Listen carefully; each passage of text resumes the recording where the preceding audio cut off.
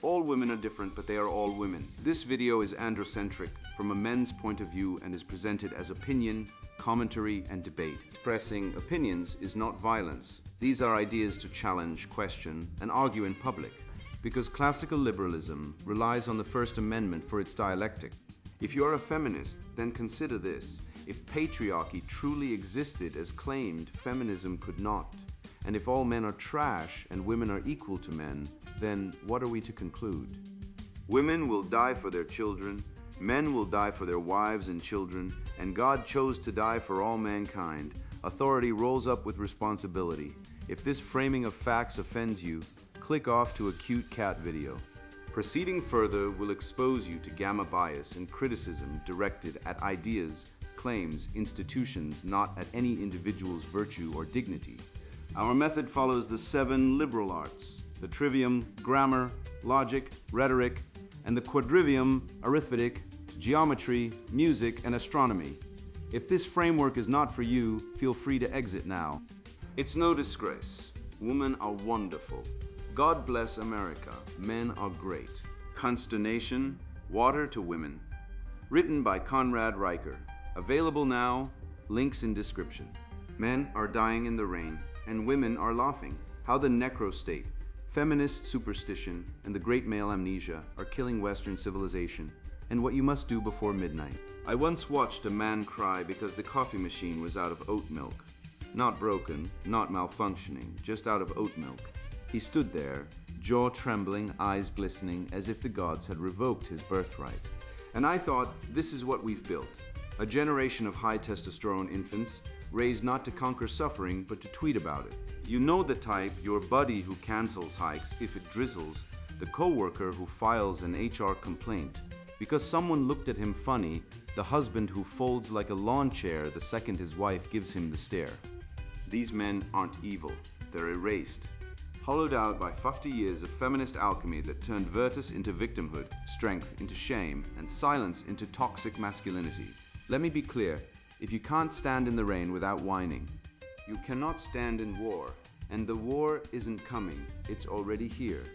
It's in the divorce courts that gut fathers like fish, in the universities that fund lesbian knitting circles but call male mentorship grooming, in the hospitals where male suicide spikes every quarter while billions pour into menstrual leave for healthy women. Wake up. The state doesn't ignore men, it feeds on them. It extracts your labor, your sperm, your sons for war, then discards you like a spent battery. Eduardo Gudinas called it the extractivist state. Achille Mbembe called it necropolitics. Power over who lives and who dies. I call it the great male cull, and it's been running in plain sight for decades. You die earlier, work deadlier jobs, get imprisoned at 93% of the rate. But somehow, you're the oppressor. That's not ideology, that's possession. And the exorcism starts now with truth so sharp it cuts through the fog of genocentric lies. I'll show you how female nature, under female supremacy, weaponizes emotion like a sniper. How 80% of false domestic violence claims are made by women, Loveland 2014. How women initiate 70% of divorces, CDC. How the average man is more likely to be arrested for defending his child than a woman is for aborting one. I'll expose the cultural erasure of male trauma. The sons lost to suicide, the fathers locked out by family courts, the brothers who vanish into silence because no one taught them pain is not a disease. We'll revive the mysterium, the secret knowledge of men, that suffering builds the soul, that tradition isn't obsolete, but hijacked. That open-mindedness means questioning everything, especially the sacred cow of female innocence. This isn't hate, this is healing. This is the red pill Schopenhauer would have written if he'd lived to see women rule the world and burn it down. You ready to stop being milk-fed and start being forged? Tempestas animi, forging the unbreakable man in the storm of modern decadence. Man is the only creature who refuses to be what he is. That was Schopenhauer, and he wasn't wrong. He saw the human animal for what it is, a writhing mass of will, desire, and contradiction, trapped in a world that gives no quarter. And yet, he also saw that only through suffering does the will refine itself. Only through resistance does character emerge. Not through comfort, not through affirmations, not through participation trophies handed out by feminized school systems that now ban dodgeball in recess because someone might feel bad. No, character is forged in the cold, in the dark, in the silence between breaths when every nerve screams for relief but the soul says no. I learned this not from a TED talk, but from a Navy SEAL instructor who once told me, "We don't fail men for failing the course, we fail them for complaining." Think about that. In Hell Week, when men swim in icy water with sharks nearby, when they crawl through mud under live fire simulations, when they haven't slept in 120 hours, still, the thing that disqualifies them isn't collapse, it's whining. It's the moment they say this isn't fair, because nature doesn't care about fairness. The storm doesn't pause because you forgot your umbrella. The ice doesn't melt because you posted about your emotional needs on Instagram. And if you're waiting for the world to accommodate your sensitivity, you are already dead, just twitching. Take Ernest Shackleton's crew, stuck in Antarctic ice from 1914 to 1917. 2 years, trapped in a frozen hellscape, eating seal blubber, sleeping in tents with temperatures at -60 Fahrenheit, surrounded by darkness for months. And yet not one man mutinied, not one filed a grievance with HR. No one demanded trauma counseling or safe spaces from the existential dread of being slowly crushed by a continent. They endured, they followed, they led. Contrast that with the modern man who loses his mind when the barista misspells his name on a 7 oat milk latte, or the college boy who calls campus security because a professor used the word man instead of person. You want to know the difference between a man and a soy-infused emotional cripple? The man says, "It's cold."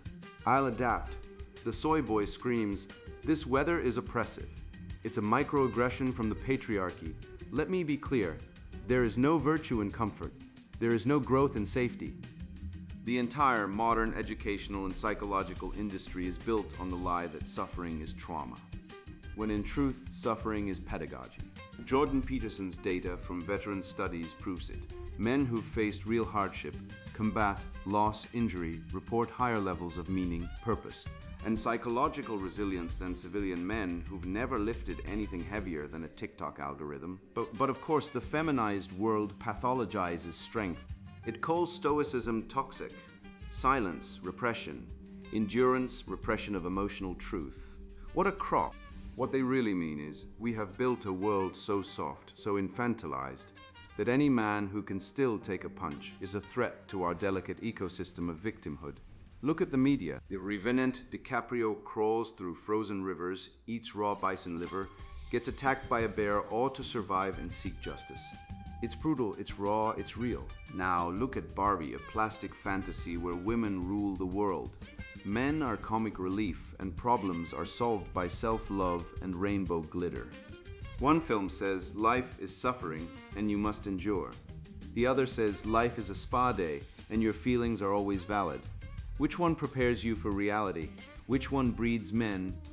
The answer is so obvious it's almost comical, and yet Hollywood, academia, and the Ministry of Woke Sensitivity have spent decades pushing the Barbie worldview like a dealer pushing fentanyl at a middle school. They've turned men into emotional eunuchs, afraid to speak, afraid to lead, afraid to be. Schools cancel recess when it rains. Universities hand out calming coloring books during midterm week. Police arrest fathers for peacefully protesting family court corruption while letting rioters burn cities.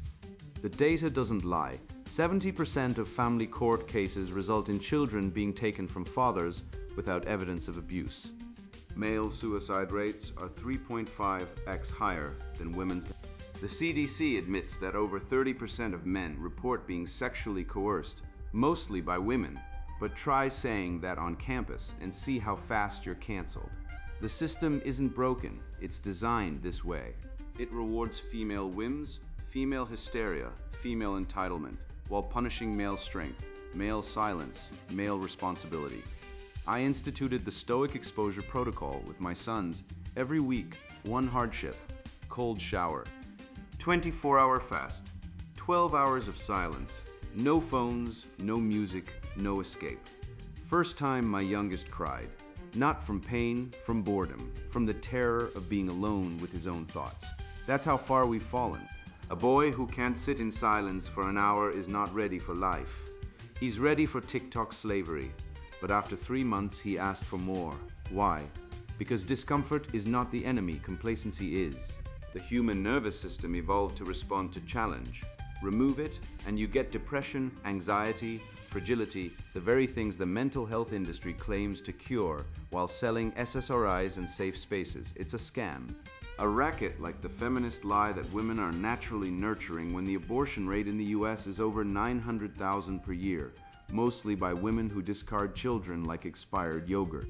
Or the claim that men are violent while ignoring that women are 40% more likely to initiate physical violence in relationships, NCVS data. Or that men don't communicate while women dominate therapy visits and emotional blackmail. The evolutionary biology is clear. Women are hypergamous, risk-averse, status-seeking. Men are protectors, providers, warriors. But we've inverted the roles, put men in therapy to process feelings, put women on pedestals as goddesses, and wonder why marriage rates are collapsing and boys are failing. You don't build a temple on sand. You don't build civilization on lies. The weather test is my litmus. Does he grumble when it rains? Does he curse the cold? Or does he tighten his coat, adjust his path, and keep moving? In Sparta, boys were whipped in public to teach them silence in pain. In Rome, virtus meant manliness, courage, discipline, duty. On the American frontier, men walked miles in snow to save neighbors. Not because they were paid, but because it was right today. A man gets mocked for opening a door for a woman, called a dinosaur, a toxic male. Meanwhile, women earn more degrees, control 80% of consumer spending, dominate HR departments, and yet still demand equality while exploiting genocentric double standards. The red pill truth: discomfort is not oppression. Complaining is not honesty. And the man who cannot endure cold, silence, hunger, or injustice, he is not a man at all. He is a consumer, a client, a patient. And the state, the media, the academy, they want him weak, because a weak man doesn't question. A weak man obeys. A weak man pays taxes, watches Netflix, and dies quietly. But the unbreakable man, he sees the storm and walks into it. Not because he's reckless, but because he knows only in the tempest is the soul forged. I once stood at the edge of a frozen lake in northern Minnesota, wind howling like a pack of starving wolves, my breath crystallizing in seconds. A younger man shivered beside me, whining about the cold, his hands buried in his pockets, his spirit already broken by discomfort. I looked at him and thought, this is what we've become, men who collapse at a draft while our ancestors walked through blizzards to feed their families. And that moment, raw, brutal, honest, crystallized everything. We are not suffering from a crisis of comfort, but from a crisis of meaning. We've been softened, medicated, and shamed out of our nature. We've been told that pain is oppression, that endurance is outdated, that silence is toxic. But the truth, the real truth, is that men were born to bear burdens, not to be babied. And when the state, the culture, the institutions no longer demand greatness from men, when they don't push us into the fire, what they're really doing is preparing us for the grave.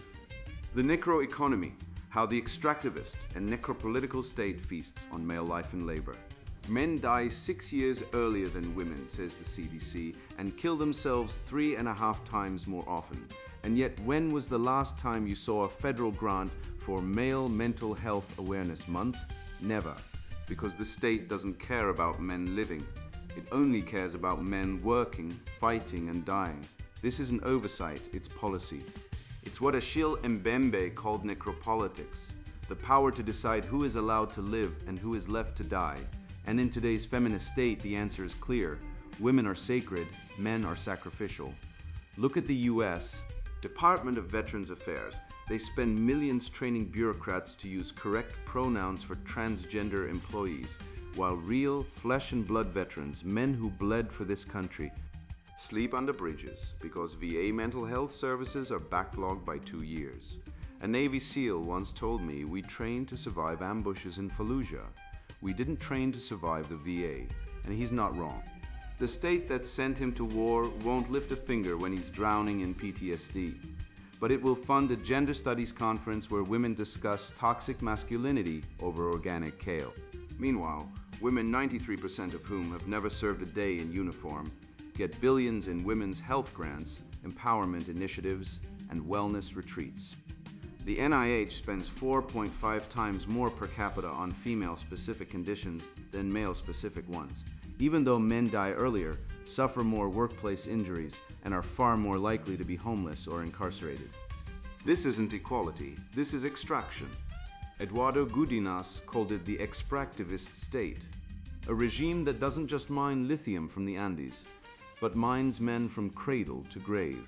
Boys are extracted from their fathers via divorce courts, extracted from education by failing schools that pathologize their energy, extracted from dignity by HR departments that punish aggressiveness, i.e. competence, and extracted from life by a medical system that ignores male depression.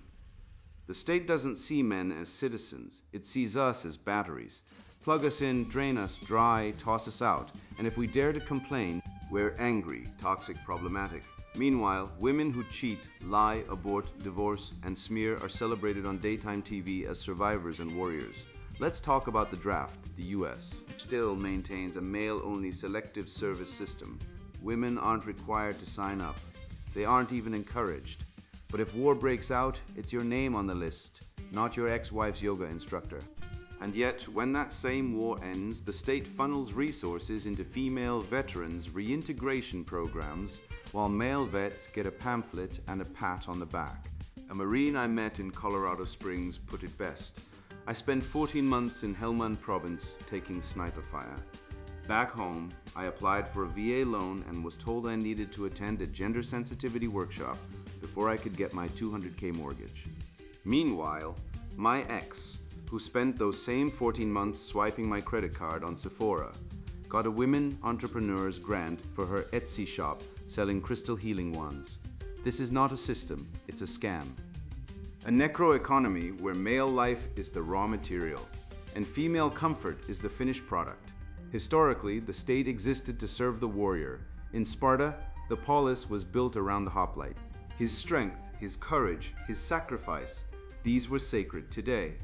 The warrior is a joke. He's mocked in movies, taxed into servitude, divorced from his children, and then discarded when he breaks. The modern state doesn't honor Achilles. It pathologizes him. It doesn't glorify Hector. It calls him emotionally stunted, and when he kills himself, the media whispers, poor guy, he just needed to talk more. No. He needed a society that didn't treat his life as disposable. He needed a culture that honored duty, loyalty, and silence, not one that rewards betrayal, narcissism, and performative vulnerability. We've gone from virtus to virtue signaling, from Marcus Aurelius to Brené Brown, from stoicism to softness, the feminization of the male spirit, the slow erasure of male pain under a mountain of rainbow pronouns and healing circles. The psychological toll is staggering. Men don't just die earlier, they suffer in silence. No one mourns the father stripped of his kids by a family court that awards 80% of custody to mothers, even when the mother is demonstrably unfit. No one grieves for the man who works 60-hour weeks to support a wife who later files for divorce and takes half his savings, while accusing him of emotional absence. This isn't just injustice. It's cultural necromancy. The state raising the dead bodies of male sacrifice into bureaucratic zombies, forcing them to pay alimony to women who openly despise them. One client of a men's rights attorney told me, I worked construction in the Texas heat for 20 years. Now I'm 52. My back is ruined, and I'm paying $2,500 a month to my ex, who's dating a TikTok influencer half my age. If I stop, they'll throw me in jail. That's not justice, that's slavery. And the worst part, society cheers for the woman. She's independent, she's found herself. He's just a deadbeat dad. The remedy is not reform. It's rejection. Reject the state, reject the system, rebuild male brotherhoods, real ones based on honor, loyalty, and reciprocity, not victimhood. Look at the Freemasons, the Oddfellows, the ancient collegia of Rome, men who pooled resources, protected each other, and passed down wisdom. That's what we need now. Autonomous communities where men support each other, father their children, and live by virtue instead of bureaucratic decree. Stop begging the feminist state for scraps. Stop expecting fairness from a system designed to extract and discard you. The male extraction funnel is real. School fails boys, courts destroy fathers, HR punishes men for being competent, and the media paints us as abusers for existing. Meanwhile, women are subsidized, coddled, elevated regardless of merit. The divorce rate is 40 to 50%, yet 70% of divorces are initiated by women, the cuckoldry rate. Studies suggest 10 to 30% of children are not fathered by the man who thinks he is. But try mentioning that in public. See how fast the thought police arrive. We are not victims, we are awake. And the first step to freedom is recognizing the cage. The state doesn't hate men, it uses us. Like a farmer uses oxen until they collapse. Like a phone company uses a battery until it dies. And when we stop producing, we're recycled. So stop feeding the machine. Withdraw your consent. Build real relationships. Form alliances. Teach your sons the truth. That virtue is not weakness. That silence is not ignorance. That strength is not toxic. The living spirit of Western civilization wasn't built by whimpering cowards. It was built by men who stood in the breach, who honored oaths, who protected the weak, not because they were paid, but because it was right. That spirit is still alive, but it won't survive unless we fight for it against the necro-state, against the extractors, against the liars who call exploitation equality. I was once told by a woman at a cocktail party, no less, that men just need to let go of old power structures and embrace emotional openness. I laughed, not because it was funny, but because it was the final confirmation. The spell has worked. The cult has won. They've rewritten history, inverted values, and now demand that we, the dispossessed, the discarded, the fathers denied their children, the workers bled dry, the soldiers abandoned, kneel before a new altar built from our bones and call it progress. But I've seen the data walk the ruins of forgotten lodges, spoken with elders whose tongues still remember the oaths. And I know the truth, we didn't abandon tradition, it abandoned us, not by accident, but by design. And now it's time to take it back. The cult of the crone, how superstition, tradition, and sacred order were weaponized against men. Of all the lies sold to men in the last 5 centuries, the most insidious is this, that tradition is dead, obsolete, irrelevant. No tradition is not dead, it was murdered. And the killer wore a skirt and claimed it was empowerment. I'll tell you a truth so sharp it could flay skin off bone. 93% of traditional societies had male-only councils or secret societies. 0% had female-only ones. Not one, not in the Amazon, not in Papua, not in the Arctic. Men governed, judged, sacrificed, protected, not because they were privileged, but because they were responsible. You think that's oppression? Try being the one who gets eaten first by the jaguar so the women and children can escape. That's not patriarchy, that's duty. And now we have patriarchy blamed for everything, while men are banned from custody of their own children, from classrooms, from hospitals during childbirth, from even speaking in meetings without being told to check their privilege. The sacred order wasn't oppressive, it was functional, and it worked for 10,000 years. Until the cult of the crone rose from the swamp of sentimentality and declared, men are toxic. Emotion is truth, feelings are facts, and like brain-dead zombies, society bowed. Let me take you to the Amazon, where boys in the Satirima tribe must undergo the initiation of the bullet ants. They weave gloves filled with dozens of stinging ants, each sting like 8 simultaneous wasps, then wear them for 10 minutes, motionless. They do it not once, but 20 times. Why? Because pain is the forge of manhood. Because weakness is death.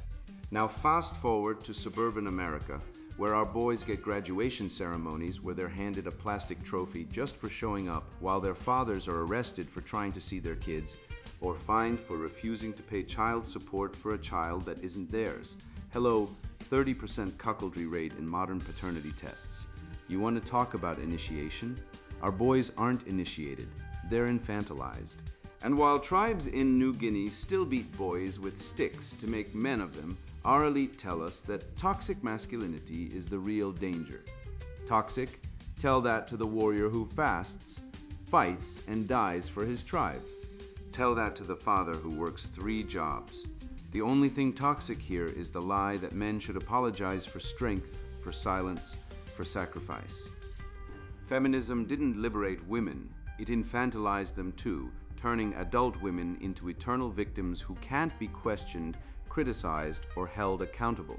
And now we have a society where a man can be fired for saying hello too loudly, but a woman can accuse him of harassment based on a vibe, and that's called progress. And don't get me started on the feminist weaponization of open-mindedness. Let me translate.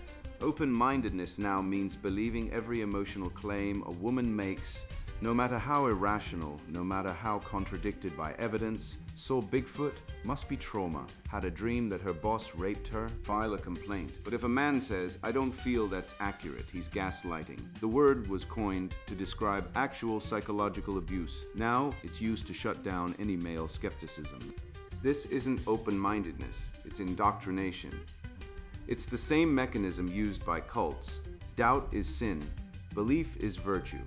And the new high priestesses, social media influencers, HR departments, diversity consultants, all preaching the same heresy. Women are infallible, men are suspects. You know what real open-mindedness is? It's asking what percentage of rape accusations are false. Answer between 2% and 10%, but the presumption of truth without evidence is the real danger. It's asking, why do women initiate 70% of divorces but still claim victimhood? It's asking, why do women get primary custody in 80% of cases, yet cry patriarchy when men lose access to their kids? But ask that, and you're not open-minded, you're a misogynist. The irony, the same people who scream question everything turn into thought police the moment you question female infallibility. So here's my praxis, my call to arms. We need lodges. Not churches, not HR trainings, not diversity workshops, lodges. Male only. No women, no virtue signaling, no apologies. Places where men speak truth, train the body, sharpen the mind, and prepare for the war against decay. Not a war of violence, but of virtue, of logic, of courage. Think Freemasons, but without the degeneracy. Think Stoic schools, but with deadlifts. We need to revive the Mysterion, the sacred, hidden knowledge passed from father to son. How to endure, how to lead, how to suffer without complaint. Because that's what the West was built on, not feelings, not inclusivity, not participation trophies, but character. And when I say revive, I mean it literally. Odin hung on Yggdrasil for 9 days, pierced by his own spear to gain wisdom. Christ sweat blood in Gethsemane. Buddha sat under the Bodhi tree in silence for weeks. These weren't breakdowns, these were breakthroughs. And now we medicate boys for being restless, call solitude loneliness, and pathologize silence as depression. The sacred masculine isn't toxic, it's transcendent, and it's time we stopped apologizing for it. They tell us superstition is the enemy. No, the enemy is asymmetrical superstition. A woman says, I have a feeling he's lying. That's intuition, sacred, magical. A man says, my gut tells me this is wrong. That's toxic masculinity, witch trials. They didn't target women because they were powerful. They targeted independent women, wise women, women who refused to submit. But today's witch hunts, they're run by HR, by social media mobs, by family courts, and the victims men accused of microaggressions, of tone, of existing too loudly. The modern workplace is a theocracy, and the high priestesses demand blood, and the worst part, many men volunteer to be sacrificed. They kneel, they apologize, they say, I didn't mean to, for crimes they didn't commit. Why? Because they've been taught that doubt is feminine, certainty is masculine, and certainty is evil. But I say, doubt is cowardice when it comes to defending truth. And the truth is this, tradition wasn't the problem. Gynocentric revisionism was, they didn't abolish patriarchy. They replaced it with genocracy, and then blamed men for the wreckage. The living spirit of the West isn't dead. It's buried under a landfill of lies, sentimentality, and female solipsism. but it can be resurrected, not by pleading, not by appeasing, but by men who remember who they are. And when that happens, when we stop begging for permission to be men, that's when the consternation begins. That's when the water finally stops flowing to women and starts flowing to warriors. It wasn't until I stopped listening to the sermons of pop culture and started reading the raw data, the court transcripts, the FBI files, the peer-reviewed studies, that the veil began to tear. I had spent decades worshipping at the altar of feminine innocence, genuflecting before every sob story spun by a woman with a microphone, while men like Jonathan Norman were flung into the gulag of public shame. But the truth, when it finally struck, didn't come with fanfare. It arrived like a cold slap in the dark. I had been lied to systematically for my entire life, not by accident, by design. The great male amnesia, reclaiming the soul from the cult of female supremacy. The greatest weapon against truth is not force, but repetition of lies until men forget they once knew better, and forget they have. I once believed women were the moral compass of society, gentle, nurturing, inherently more ethical. I believed it because I was taught to believe it in school, in church, in film, in law. The lie was not shouted. It was whispered like a lullaby sung by a mother who would later abandon her child. But then I read the FBI file on Jonathan Norman, the man who stalked Jodie Foster after the Silence of the Lambs. Do you know what it said? Not that she feared him, but that she encouraged him. Letters, phone calls, she played the damsel, then pulled the strings like a puppeteer. When he finally snapped and tried to assassinate Reagan to impress her, she dropped him like a hot coal and played the traumatized victim on national television. The media wept for her. He got 75 years. She got an Oscar. That is the cult. Women are never perpetrators, only sacred victims, unless they're attacking men, in which case their crimes are reframed as trauma responses or misunderstood art. Let's speak plainly. Because the truth is the first casualty of gynocentrism. Women are not the weaker sex. They are a different kind of strong. Evolutionary biology does not lie. Homo sapiens females are more deceptive, more relationally aggressive, more status-obsessed than males. Bella McBride doesn't claw her way to the top of the office hierarchy by smiling sweetly. She does it by whispering poison in ears, weaponizing guilt, orchestrating social exile. A 1996 study by DiPolo found that women lie 3 times more than men in romantic relationships. 3 times. Not because they're evil, but because nature equipped them with different survival tools. While men fight with fists and logic, women fight with tears, silence, and reputation assassination.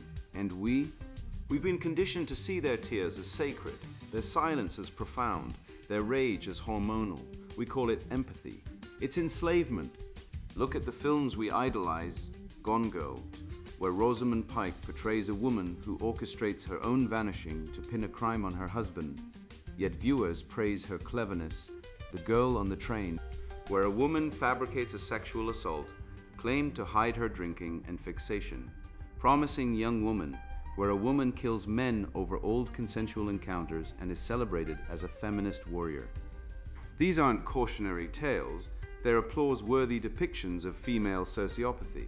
And when men speak up, we're labeled toxic, haters of women, intimidated by powerful females. But power without integrity is oppression, and we're suffocating under it. The data does not care about your feelings. The CDC reports that women initiate 70% of divorces. 80% of false domestic violence accusations are made by women. Loveland, 2014. Family courts stacked with female judges, female social workers, female therapists, routinely strip fathers of their children, their time, their dignity. Men are arrested for commenting on a woman's appearance online, while women post pictures of their exes with captions like rapist and face no consequences. Male suicide rates are 4 times higher than women's, and yet every mental health campaign focuses on women. Why? Because the cult demands sacrifice. It needs martyrs and men. We are the oxen at the altar, bred to believe our suffering is noble, our silence heroic. I call this the great male amnesia, the systematic erasure of male discernment. We have forgotten Schopenhauer's warning, woman is beautiful, But like the hummingbird, she is also a predator. He didn't hate women. He saw them, and he warned men, do not idolize, do not worship. Respect her power, but do not surrender your mind to her performance. Just as pre-revolutionary France bowed to Marie Antoinette, sipping champagne while peasants starved, modern men kneel before the altar of female innocence. While our sons are medicated, our fathers erased, our rights dissolved. The remedy is not hatred, it is clarity. I practice the male clarity protocol. Every morning, I study history, biology, law, and philosophy, not to become bitter, but to become awake. I read Tacitus on the treachery of imperial women. I study Bateman's research on female deception in mating strategies. I analyze court rulings where a man loses his child because he dared to question a mother's instinct. And I laugh because the joke is on us. We thought chivalry was virtue. It was asymmetrical disarmament. We gave women the moral high ground, and they turned it into a battering ram. Civilization does not die from invasion. It dies from internal rot, and the rot begins when men forget who they are. Not rescuers of damsels, not providers for queens, but sovereign beings capable of reason, justice, and self-defense. The third millennium will not be saved by women leaning in. It will be saved by men who wake up, who stop believing the Cinderella lie, who see female nature in its full spectrum, and who build institutions that protect truth, not tears. The red pill is not about hating women. It is about loving truth enough to survive. And if that makes me a misogynist in the eyes of the cult, then let me be the last honest man standing. You think you've read the truth? No, you've just been slapped awake. I didn't write this to soothe you. I wrote it to shatter the glass coffin feminism built around your mind. You've been told you're toxic for not crying on command, weak for wanting competence over participation trophies, and hateful for noticing that 85% of false domestic violence accusations are made by women. Loveland 2014. While the state laughs and slaps another father with a restraining order for asking to see his kids. You've watched men die in mines on battlefields in silence, while the government funds menstrual leave and calls it equality. Let me be clear, equality is not fairness when one sex is protected, subsidized, and sanctified, while the other is taxed, drafted, and discarded. The CDC admits women initiate 70% of divorces, and yet the culture still treats men like failed husbands, like defective providers. You're not defective, you're expendable to the system, but not to me, not to the brotherhood waking up. I once watched a Navy SEAL candidate puke in the surf during Hell Week, choked on salt water, muscles shredded, yet he got up. Not because he liked pain, but because he respected it. He knew suffering was the toll booth to becoming. Meanwhile, back in civilization, men are told to self-care their way out of depression with lavender oil and journaling, while their sons are drugged with Ritalin for being too boyish. You want tradition? Fine. But don't hand me the rotting carcass of genocentric revisionism and call it heritage. Odin hung from the world tree for 9 days, pierced by his own spear, to win the runes, the knowledge of power. Christ sweat blood in Gethsemane. These weren't breakdowns, they were breakthroughs. And today, we medicate boys for having testosterone and call it mental health. The state doesn't care if you live. It only cares if you produce, fight, and disappear quietly when broken. Male suicide is 4 times higher than female CDC, and the only thing the system offers is therapy and more pills. No rights, no brotherhood, no meaning, just silence and shame. But you've just read the forbidden manual. You know now, women lie 3 times more than men in relationships. DePaulo, 1996. Not because they're evil, but because evolution armed them with deception as a survival tool, just as it gave men strength, risk-taking, and stoicism. To deny this is to walk blind into the ambush. You now see the necropolitical state for what it is, a machine that brands men as privileged while using them as cannon fodder, then blames them when they break. You've seen the extractivist state strip your labor, your children, your dignity, and hand it to bureaucrats and divorce lawyers. And you've realized the open-minded progressive is the most dogmatic fool of all, demanding you believe every female claim while mocking your pain as toxic. But not anymore. You're not a battery, you're not a clown. You are a man descended from warriors, philosophers, builders, and the West didn't rise on sensitivity readings and gender pronouns, it rose on courage, logic, sacrifice. So go, form your circle, train your body. Study the trivium, break the spell, and when the next blue-pilled boy whines about toxic masculinity, hand him this essay and tell him, this is what a man looks like when he wakes up. And now the sponsored book introduction, Consternation, Water to Women. I never set out to write this book. I was just a man trying to live a decent life, work hard, speak truth, raise a family, leave the world better than I found it. But the world kept pushing back. Not with fists or guns, but with silence, with guilt, with language twisted into knots, with institutions that praised weakness and punished strength. I watched men vanish from classrooms, boardrooms, and homes. I watched boys raised without fathers become men without direction. I watched women, many of whom I loved, act as if they were oppressed while holding the keys to every door. I watched civilization burn, and no one would say who lit the match. Then I started asking questions, not the safe ones, not the ones that get you applause at dinner parties, the dangerous ones. Why do women control 80% of consumer spending but still claim victimhood?